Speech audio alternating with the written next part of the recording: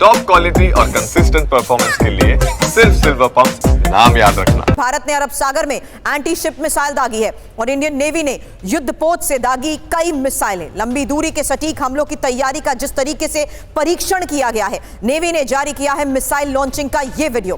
पहलगाम हमले के बाद लगातार एक्शन में है भारत। अरब सागर में आईएनएस विक्रांत पहले से ही तैनात है, लेकिन इस बीच जिस तरीके से ये एक और तैयारी की जा रही है, नेवी ने जिस तरीके से ये लंबी दूरी के सटीक हमलों की तैयारी का परीक्षण किया है, उसको लेकर एक्सपर्ट से करूंगी सवाल। फिलहाल आपको बता दूं, इस वक्त मेरे साथ मेरे सहयोगियों के साथ साथ एक्सपर्ट मौजूद है। रक्षा विशेषज्ञ के तौर पर major general retired Sudhakar sir. और सुधाकर सर, यही पहला सवाल मेरा आपसे होने वाला है, इस तैयारी और इस परीक्षण का मतलब क्या है? वहीं पूर्व राजदूत दीपक बोहरा सर भी इस वक्त हमारे साथ हैं और brigadier retired Vinod Dutta sir भी रक्षा विशेषज्ञ के तौर पर हैं हमारे साथ। और साथ ही मेरे सहयोगी जितेंद्र के साथ साथ मोहित मल्होत्रा भी मुझे नजर आ रहे हैं। बता दूं, जितेंद्र श्रीनगर से हमारे साथ जुड़े हुए हैं, जबकि अटारी से सीधी तस्वीरें लगातार हमारे सहयोगी मोहित मल्होत्रा हमें पहुंचा रहे हैं। सुधाकर सर, इसी परीक्षण को लेकर पहला सवाल आपसे।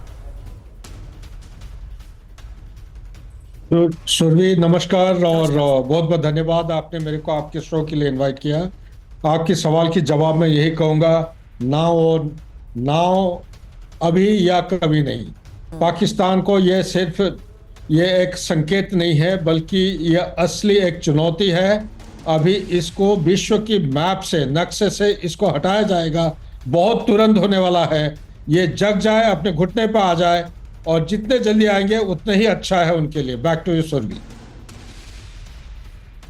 बड़ी बात आपने यहां पर कही है सर, और उसी आधार पर अगली बड़ी खबर भी बता रही हूं, क्योंकि रक्षा मंत्री राजनाथ सिंह से सीडीएस अनिल चौहान मिलने पहुंचे हैं। ये इस वक्त की एक और बड़ी खबर है, जहां रक्षा मंत्री राजनाथ सिंह के आवास से मुलाकात को लेकर यह खबर सामने आ रही है। तो रक्षा मंत्री से सीडीएस की मुलाकात के बारे में इस वक्त की यह सबसे बड़ी खबर है। रक्षा मंत्री के घर पर मौजूद अनिल चौहान और सीडीएस के साथ हो रही है मुलाकात, जिस तरीके से महत्वपूर्ण मानी जा रही है, इसके बारे में और क्या डिटेल जानकारी आएगी आपको करूंगी अपडेट। उससे पहले जानिए कि फिलहाल जिस तरीके से भारत एक्शन में है और जिस तरीके से इसी एक्शन को लेकर बड़े स्तर पर तैयारी की जा रही है, उस लिहाज से यह बैठक बहुत महत्वपूर्ण है। और रक्षा मंत्री राजनाथ सिंह से सीडीएस अनिल चौहान जिस तरीके से मिलने पहुंचे हैं, दीपक बोहरा सर, यह बैठक आज के इस हालात में बहुत महत्वपूर्ण।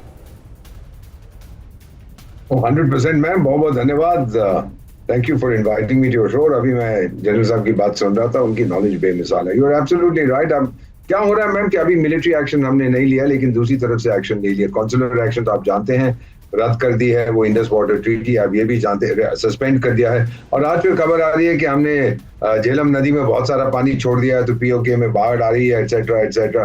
तो तरह तरह से हर तरफ से अब हमला हो रहा है। एक देश नहीं है मैम जो इस समय पाकिस्तान के साथ खड़ा है। ईरान के विदेश मंत्री खबर आई थी कि वो मध्यस्थता करना चाहते, क्योंकि पाकिस्तान ने उनको बोला कि भाई मेरी जान बचा लो, brother brother, darling darling, sister sister, Islamic country बचाओ। ईरान तो नफरत करता है उनसे। आपको याद होगा पिछले साल जनवरी में एक दूसरे पर मिसाइलें दाग रहे थे कि आपस में बनती नहीं है, क्योंकि बलूचिस्तान का जो एरिया पाकिस्तान में है, बलूचिस्तान सिस्तान में भी है, और अब ईरान उसको खा जाना चाहता है। दूसरी तरफ से ये खबर आ रही है कि जो तालिबान है, मेरे जो मित्र हैं अफगान दोस्त, वो कह रहे हैं हम 20-25 किलोमीटर अंदर घुस गए हैं पाकिस्तानी टेरिटरी में, क्योंकि उनका जो मानना है तालिबान का सारे अफगानों को कि हमारा बॉर्डर जो है मैम, इज वेरी इंपॉर्टेंट, हमारा बॉर्डर सिंधु नदी के पास है। वो तो अक्सर मुझे कहते हैं कि हमारा पड़ोसी तो भारत था, ये चूहा बीच में कहां से घुस गया है 1947 में, ये कहां से हमारा पड़ोसी बन गया है। So they are also going to take, ये सब तरफ से इस पे हमला होगा। और उसका जो वो मैड मुल्ला मुनीर है, उसकी कोई खबर नहीं है कहां छुपा हुआ है। मेरे को कुछ दोस्तों ने कहा विदेश में, Pakistani, I don't know if it's true,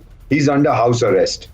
उसी के लोगों ने उसको गिरफ्तार करके रखा है कि ये तू क्या कर बैठा, अपने फौजी तूने वहां भेजे, लोगों को मरवा दिया। मैम ये मैंने देखा है युगांडा और टैंजानिया के बीच, जब इदी अमीन को बाहर निकाल दिया था 1978 या 79 में, उधर ही था, हमला किया उसने, क्योंकि अंदरूनी उसकी समस्याएं हो रही थी। टैंजानिया पे हमला किया, टैंजानियंस आए, मार मार के भगा दिया, देश छोड़ के भाग गया वो। ये वही करेगा मैम, या तो इसके लोग मार देंगे या ये देश छोड़ के भाग जाएगा। आप देखेंगे इन द नेक्स्ट 48-72 आवर्स इसकी खबर आपको आएगी।